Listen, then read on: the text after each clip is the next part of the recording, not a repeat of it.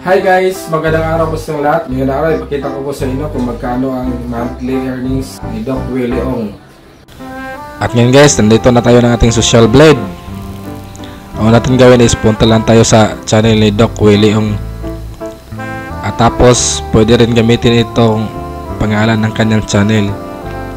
At saka pwede rin link, depende po sa inyo kung saan yung pabor na gagamitin natin sa pag-connect doon ng ating social blade. At ito na yon guys, yung social blade ni Doc Willie Ong. At makikita natin dito guys, meron na siyang 10 million plus na subscribers at saka meron din siyang 1 billion plus na views. At ngayon, nandito na tayo ng kanyang estimated earnings, yung sa monthly. Kung makita natin guys, yung 27k na earnings, yung mataas na counted, hindi po yun ang ating gagamitin guys, kasi hindi po yun ang tama na magagamit natin siya sa pag-calculate. Ang gawin natin guys, para makuha natin yung saktong estimated earnings ni Doc Willie Ong sa loob ng isang buwan. So, ang gagawin natin dito guys, yung pinakamaliit na earnings niya, yung pinakaliit na earnings, yun po ang ating gamitin. Kasi ito po yung tama na gagamitin natin siya sa pag-calculate.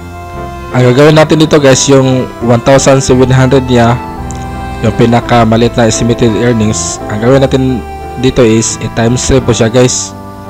At bali, ito po yung saktong estimated earnings niya sa loob ng isang buwan. Ang gagawin natin dito is i-times po natin siya dollar value into peso.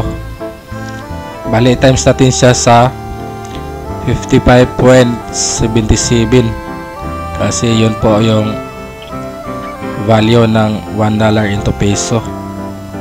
So, ang mangyari guys, bali ito po yung kabuang earnings ni Doc Willie Ong sa isang buwan. Ito po yung, kahit hindi natin gaano ma-perfect yung ating computation mga guys, at least makuha natin yung pinaka 99% na computation.